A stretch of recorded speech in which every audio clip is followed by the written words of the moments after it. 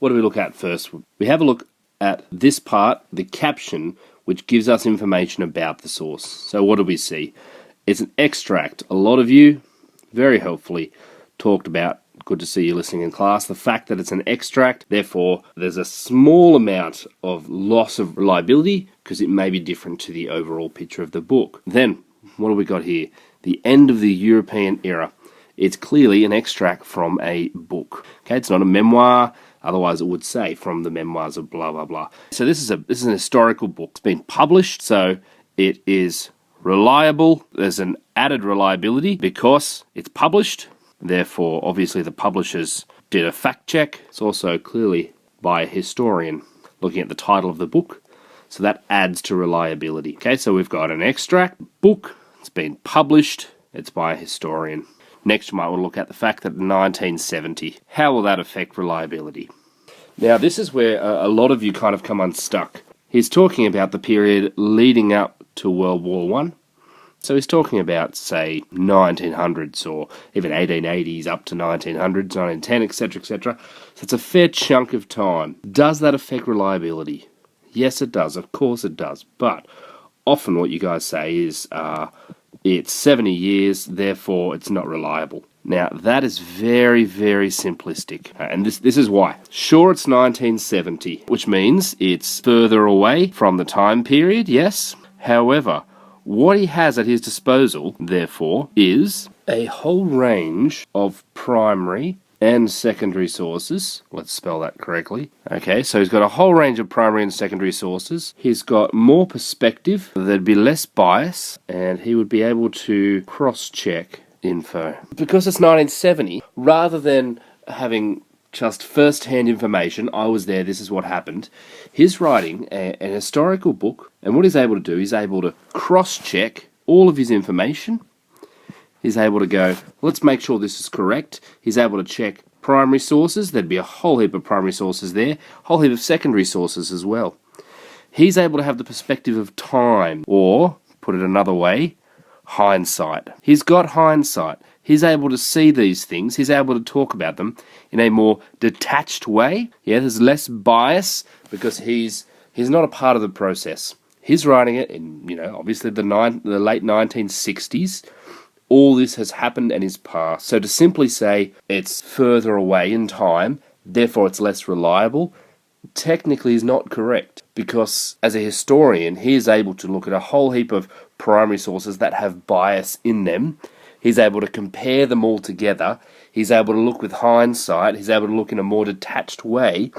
And he's able to say, therefore, it's this. Okay, so that's one thing you'd be able to talk about. We've looked at the caption. What about the contents itself? You've got to look at this and actually kind of do a little analysis of how the person's writing and what they're saying. It's quite clear what this is it's kind of a general overview. I say that because there's no specific person mentioned. There's no mention of Britain here. There's no mention of Germany or specific examples. He's talking about the processes. Notice that?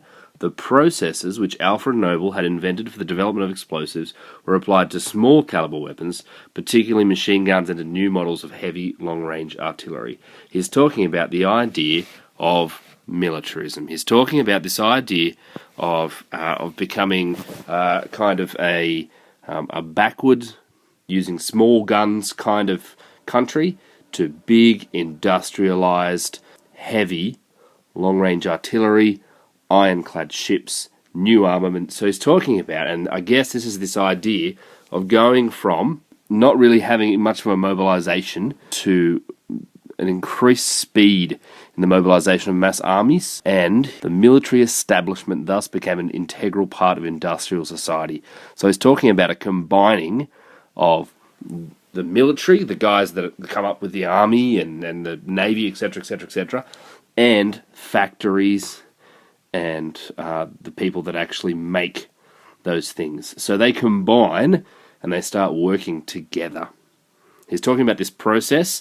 Remember, it's happening at the end of the European era, so we're thinking kind of 1890s through to 1914. But the main thing we want to look at is the actual writing itself. It's non-emotive. He's not seeking to persuade anyone of anything. He's talking about a process, and he's talking about it using very technical language. He's not, seeking to say this is wrong or this is bad or they shouldn't have done it. He's talking in a very non-emotive way. Okay, he's using technical language, and it's clear a lot of time has passed, and he's simply trying to inform us. He's seeking to inform us of the process. It's not a debate. He's not arguing with anyone necessarily. So that's kind of how you want to look at the idea of content. Now let's actually have a look at what the table said, and I'll talk about each of the things it says, and I'll show you where they got that. Okay, so here's the table. You'll note 3 helpful things here: perspective, usefulness, and reliability. Let's have a look. First of all, a lot of the reliability we have got from the caption. Benefit of research and with access to a range of primary and secondary sources. So you'd get that from the fact that it's from 1970, that it's a book written by a historian, Felix Gilbert. We've got the benefit of research with access to a range of primary sources because it's so long ago.